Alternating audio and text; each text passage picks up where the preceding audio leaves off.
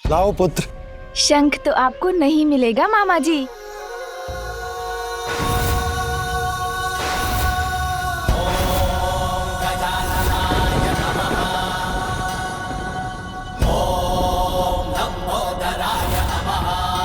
मेरा शंख। शंख तो गया मेरे उदर में।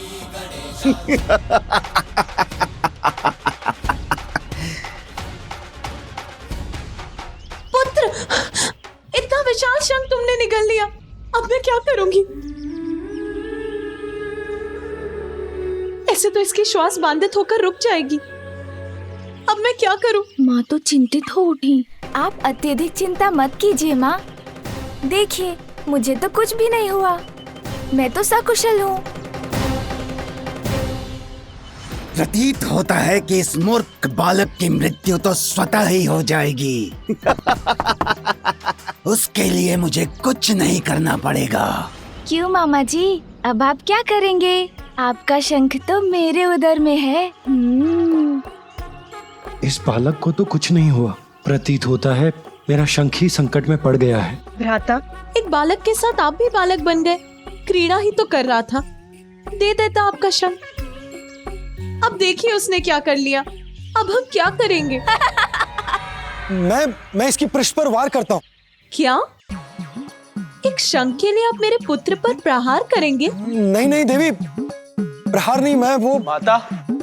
माता यदि बालक खास दे तो कदाचित शंख बाहर निकल आएगा। हाँ, ये उचित है। पुत्र, तीर वेग से श्वास बाहर करो। बालक, देखिए ऐसे।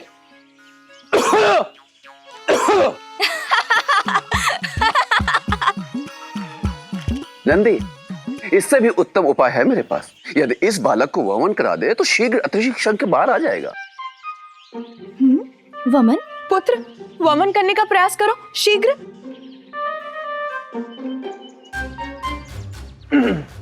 बालक, देखिए इस प्रकार।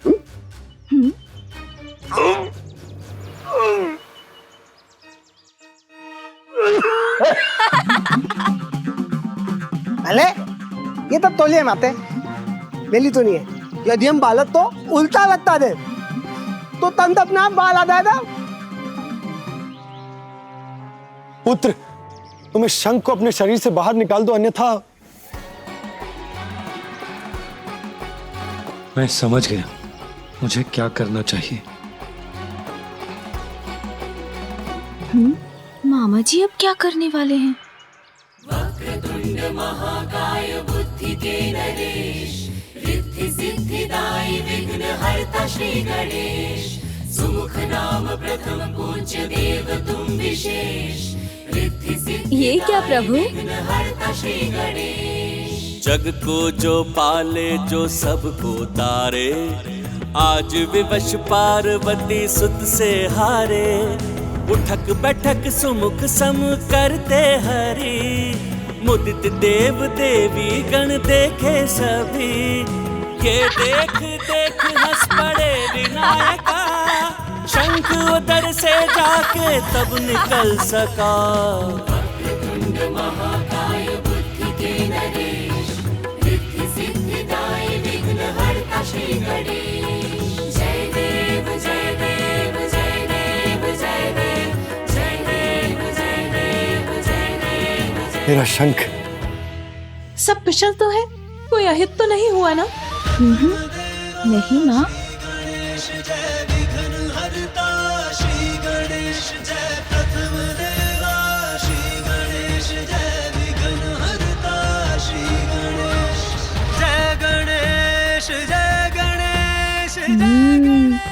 मामा जी ने शंख लेने की युक्ति लगा ही ली। जिसके उदर में अमृत का भंडार हो उसका कोई अहित कैसे कर सकता है। माहेश्वरी व्यर्थ ही चिंता कर रही है। माहेश्वरी के पुत्र की लार तो अमृत है। चलिए, आज इस क्रीड़ा के कारण हम सभी को श्री हरि के उदाहरण से एक बहुमूल्य सीख तो प्राप्त हो गई कि बालकों को कैसे बहलाया जाता है। बस अब तो प्रसन्न हो गए ना आप भ्राता? प्राप्त हो गया ना आपको आपका शंख? नंदी, शीघ्र जाकर मेरे पुत्र के लिए थोड़ा जल लेकर आओ। जी माता।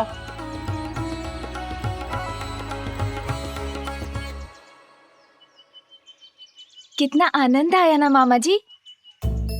मुझे तो आपका शंख बहुत भा गया। मैं फिर आपके पास आऊंगा ना तो पुनः उससे क्रीड़ा करूंगा।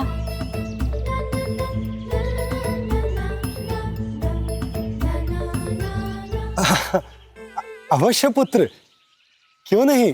नहीं नहीं, कोई आवश्यकता नहीं है। मेरे पुत्र की नटखटता को बढ़ावा मत दीजिए। यदि पुनः उसने शंख को निगल लिया तो? किंतु इसमें मेरी क्या भूल है? चलो तुम अब, आज के लिए बहुत हुआ। अब तुम्हें निद्रा कर विश्राम करना है पुत्र। उचित है माँ।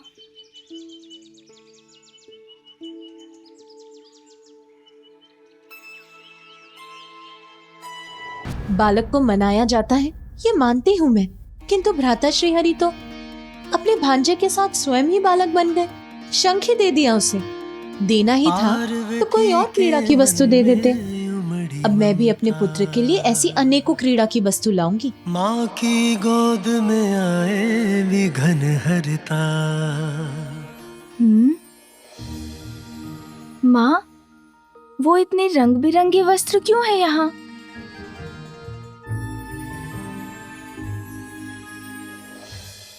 पुत्र, वो सभी वस्त्र तुम्हारे लिए तुम्हारी बुआ लेकर आई हैं। बुआ?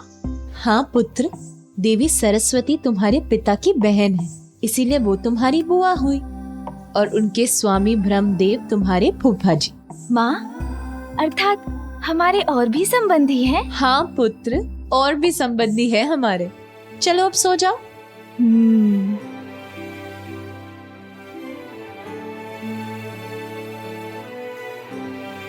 माँ। हाँ पुत्र। एक बात तो आपने बताई ही नहीं कि बुआ जी और फूफा जी का निवास कहाँ है? ब्रह्मलोक में पुत्र, और कहाँ। चलो अब सो जाओ।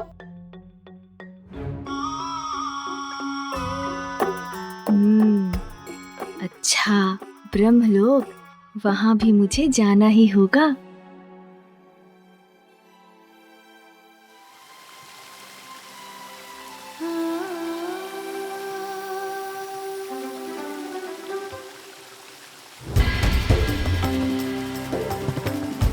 ये उत्सव की ध्वनि कहाँ से आ रही है? पार्वती, शीघ्र चलो। तुम्हारे माता पिता महाराज हिमावत और महारानी मैना आए हैं। वो यहाँ कैलाश आए हुए हैं। अब आ गई माँ।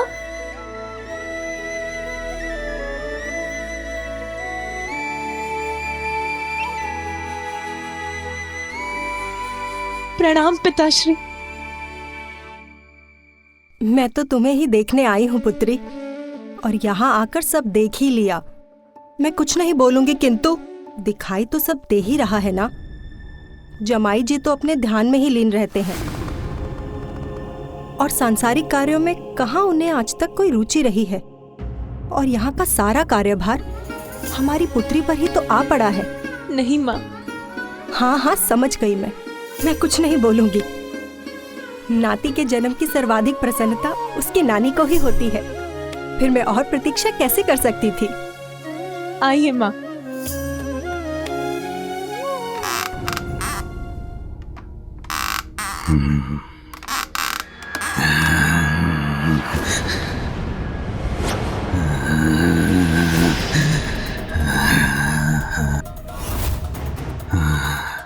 अब उचित है। एकाकी है ये बालक, निद्रा मग्न है।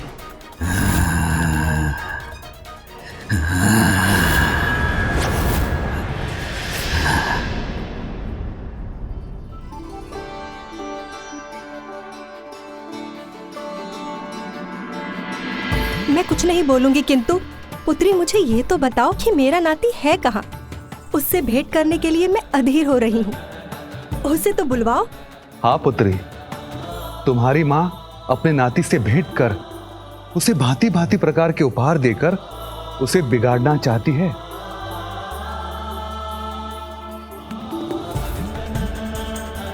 जया, विजया, मेरे पुत्र को शीघ्र यहाँ लेकर आओ। माँ, इतना कुछ लाने की क्या आवश्यकता थी? पुत्री, मैं अपने नाती से प्रथम भेंट करने वाली हूँ, तो उस पर अपनी स्नेह वर्षा करने का अधिकार तो है मुझे। मैं कुछ नहीं बोलूंगी, किंतु मैं चाहती हूँ कि मेरे नाती को वो सब कुछ प्राप्त हो जो एक राज परिवार के बालक को होना चाहिए। इसीलिए तो मैं उसके लिए ये सारे नवीन वस्त्र और अनेकों प्रकार के खिलौने लेकर आई हूँ। उसे आने तो दो। पुत्र उठो, देखो कोई तुम्हें देखने बहुत दूर से आया है। दिवस भर अपने नटखटपन से सबको सताने के बाद अब ऐसी निद्रा में मग्न हो। रुको, मैं उठाती हूँ तुम्हें।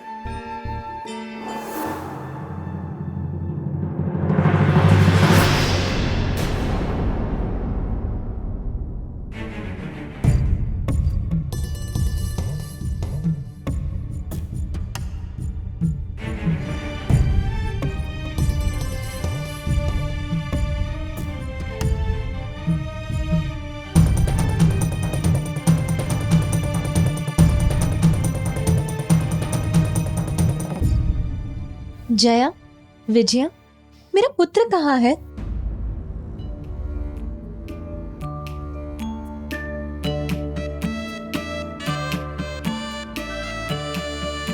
ओह, अभी वो अपने नाना नानी से परिचित नहीं है ना? कदाचित इसीलिए उसे यहाँ आने में संकोच हो रहा है ना? इसीलिए नहीं आया ना तुम्हारे साथ? रुको, मैं ही अपने पुत्र को यहाँ लेकर आती हूँ।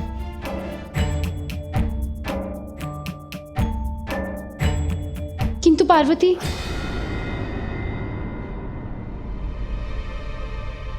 तुम्हारा पुत्र अपने कक्ष में नहीं है।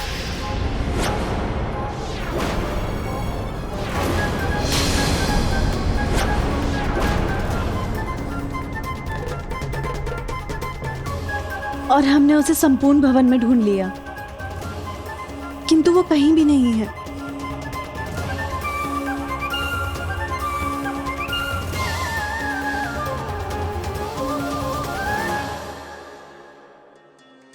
किंतु ये कैसे संभव हो सकता है? वो अपने कक्ष में नहीं है और संपूर्ण भवन में भी नहीं है। इतना छोटा बालक कहाँ जा सकता है फिर?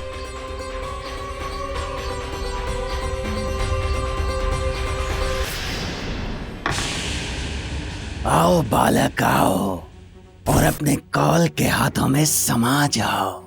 टक टका टक टक, वज्रांतक के ये हाथ आतुर हैं तुम्हें मसल कर तुम्हारे प्राणों को हरने के लिए।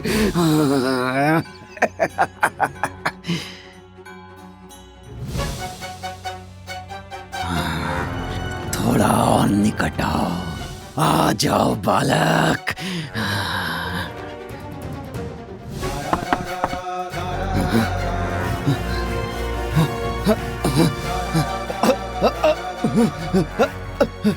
कैसा है ये अंधकार? अंधकार में तो डूबना था इस बालक के जीवन को। उस पर पड़नी थी मृत्यु की भयावह काली छाया, किंतु इस अंधकार ने तो मेरी ही दृष्टि बाधित कर दी।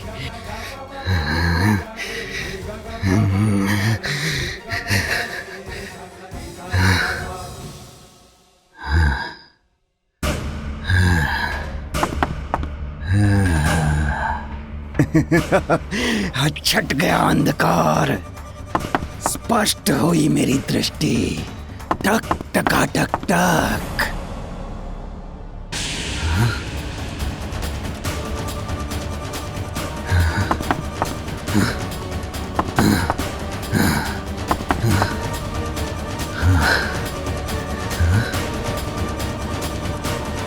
अब कहाँ गया ये बालक? क्या वायु में विलीन हो गया या धरती निगल गई इसे? इतने कम समय में दूर नहीं जा सकता। टक टका टक टक। शुभता का कंटक, मैं हूं वज्रांतक। ब्रह्मदेव, प्रतीत होता है कि आपकी बुद्धि आपका साथ छोड़ चुकी है। यदि मैं चाहूं तो इसी क्षण आप दोनों का अंत कर सकता हूं, ब्रह्मलोक को नष्ट कर सकता हूं। आज स्वयं सृष्टि के रचयिता को कौन सी चिंता सता रही है? आप इतने विचलित क्यों हैं स्वामी? कि ध्यान से ही आपका मन भटक रहा है? आपका शांत मन तो सृष्टि को अस्थिर कर उसके लिए संकट उत्पन्न कर सकता है। आप सत्य कह रही हैं देवी, मेरा मन बहुत अशांत है, किंतु कुछ मत कहिए स्वामी, क्योंकि आपके अशांत मन को शांत करेंगे मेरी वीणा के स्वर।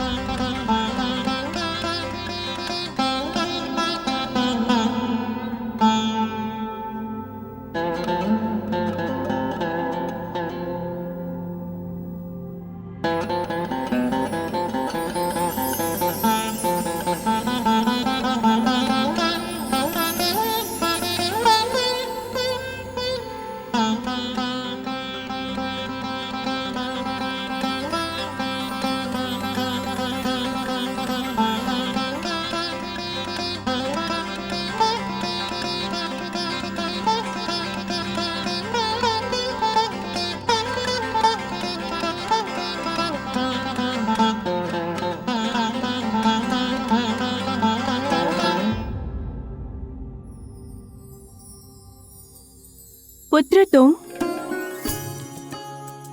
देखिए स्वामी, हमसे भेंट करने के लिए कौन आए हैं? स्वयं पार्वती नंदन। प्रणाम फूफा जी। कल्याण हो पुत्र। प्रणाम बुआ जी। कल्याण हो पुत्र। बुआ जी, कितने मधुर और कितने आनंददायक स्वर है आपकी वीणा के। क्या आप मुझे भी वीणा बजाना सिखा सकती हैं? अवश्य पुत्र।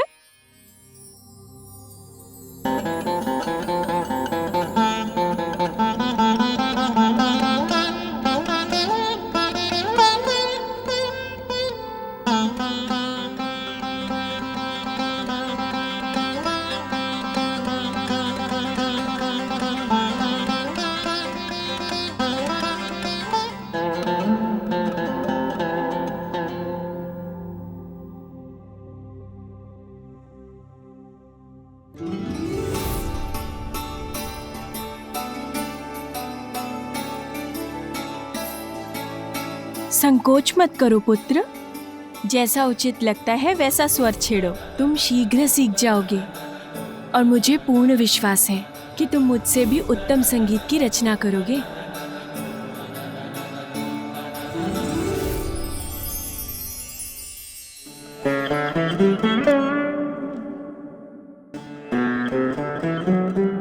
कितना मधुर है इस वीणा का स्वर। मुझे तो बहुत आनंद आ रहा है।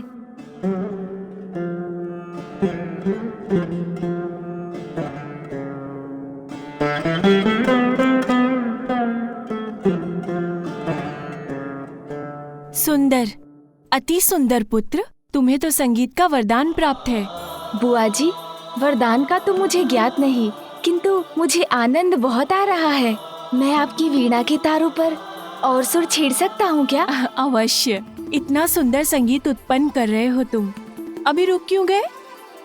इसी प्रकार से बजाते रहो और आनंद आएगा तुम्हें। बजाओ।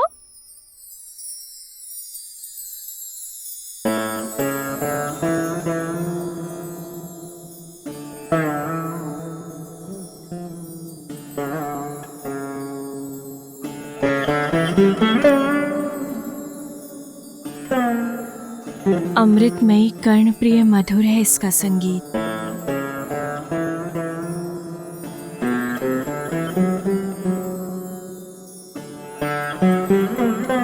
अद्भुत, असाधारण, अवश्य किसी दिव्य शक्ति का प्रतिरूप है ये बालक।